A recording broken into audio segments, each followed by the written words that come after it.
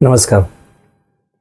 Washing मशीनमध्ये जेव्हा कपडे धुतले जातात तेव्हा आपण बघितलं असेल की हे कपडे एका मोठ्या ड्रममध्ये उलटे पालटे फिरवले जातात मशीनमध्ये. जो प्रोग्राम लावला असेल त्यानुसार कधी तो वेग वाढतो, कधी कमी होतो. त्याच्यामध्ये कधी कधी ती पावडर ॲड केली जाते साबणाची. कधी सुलट फिरतो, कधी उलट फिरतो. कधी ते कपडे एकमेकात गुंतले जातात, कधी सुटे होतात. ते थोडेसे कोरडे करण्यासाठी नंतर त्याला गरमही केलं जातं आणि असं करून ते कपडे स्वच्छ असे धुवून निघतात. म्हणजे थोडक्यामध्ये कपडा जर स्वच्छ व्हायचा असेल तर त्याला या सगळ्या प्रक्रियेतनं जावं लागतं. तसंच बरेचदा आपल्या आयुष्यामध्ये बघायला मिळतं की आपलं आयुष्य उलट होतं, सुलट होतं. काही लोक भेटतात, काही सुटून जातात. चांगली परिस्थिती येते, वाईट परिस्थिती येते. ती आर्थिक असो, कौटुंबिक असो, सामाजिक असो. कधी निंदा मिळते, कधी स्तुती मिळते. कधी पद मिळतं, कधी निघून जातं. कधी कधी पैसा येतो, कधी कधी नुकसान होतं. हा सगळा परमेश्वराने आपल्याला स्वच्छ करण्यासाठीचा लावलेला वॉशिंग मशीनचा प्रोग्राम आहे. त्याची इच्छा एवढीच आहे की असे उलट सुलट अनुभव देऊन आपण अंतर्बाह्य शुद्ध व्हावं.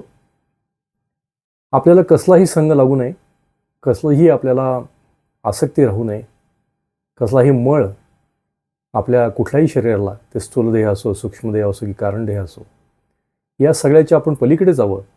कुठल्याही प्रकारचं मळ आपल्याला लागू नये, मळापासून मुक्त व्हावं आणि मग असं मुक्त झालेलं जीवन त्याच्याबरोबर एकरूप होऊन आनंदी व्हावं, निर्मल व्हावं, अशी परमेश्वराची इच्छा असते.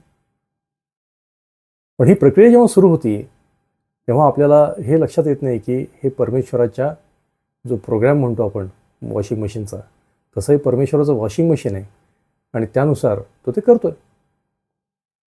आपल्याला हे कळत नसल्यामुळे आपण वाईट वाटून घेतो की अरे असं उलटं कसं झालं, सुलटं कसं झालं, आत्ता हे चांगलं झालं होतं, वाईट कसं झालं, हा भेटला होता आणि तो सुटून कसा गेला, आपल्या हातनं दूर कसा गेला.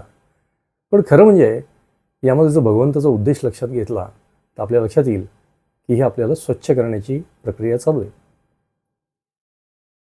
एका ठिकाणी 2 दगड पडलेले होते.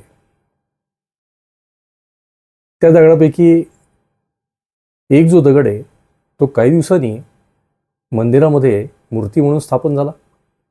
सगळेजण त्याची पूजा करायला लागले, त्याला चांगले चांगले वस्त्र नेसवायला लागले, नैवेद्य दाखवायला लागले. आणि दुसरा दगड त्याच्यासारखा जो होता तो मात्र तिथंच जमिनीवर पडून राहिला. मग काही दिवसांनी हा जो जमिनीवर पडून राहिलेला दगड आहे तो देवारातल्या देव झालेल्या दगडाला म्हणला की अरे हा का बरं फरक माझ्यामध्ये तुझ्यामध्ये, आपण दोघं तर एकाच ठिकाणी पडलो होतो आणि तू तर त्या मंदिरात जाऊन तिथे बसला, सगळेजण तुझी पूजा करतात आणि मी मात्र इथंच पडले लोकांच्या ठोकरा खात. तेव्हा तो देवळात जो देवाची मूर्ती झालेला दगड आहे तो त्याला म्हणाला की असं झालं की मूर्तिकार आला तिथे आपल्या दोघांपाशी. त्यांनी पहिल्यांदा तुझ्यावर छन्नी चालवायचा प्रयत्न केला. तू लगेच ओरडायला लागलास की नको नको, मला बदलायचं नाही, मला बदलायचं नाही. तू देवाला प्रार्थना केली की नको हा त्रास मला, आणि म्हणून मूर्तिकाराने तुला सोडून दिलं. नंतर तो माझ्याकडे वळला, त्यांनी माझ्यावरती छन्नी चालवायला सुरुवात केली. मला सुरुवातीला त्रास झाला. कित्येक गोष्टी मला त्याच्याबद्दल मला आसक्ती होती ती मला सोडून द्यावीशी वाटत नव्हती.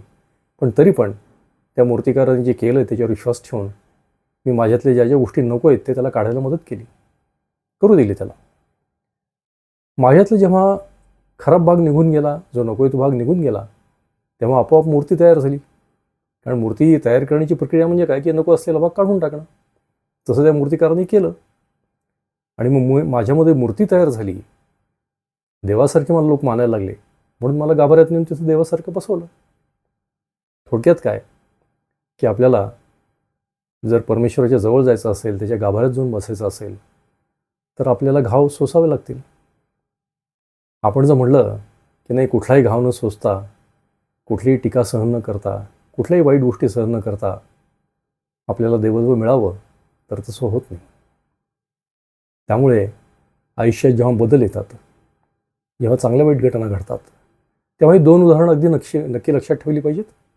की एक म्हणजे आपण भगवंताच्या वॉशिंग मशीनमध्ये आहोत, त्याच्यावर विश्वास ठेवूयात.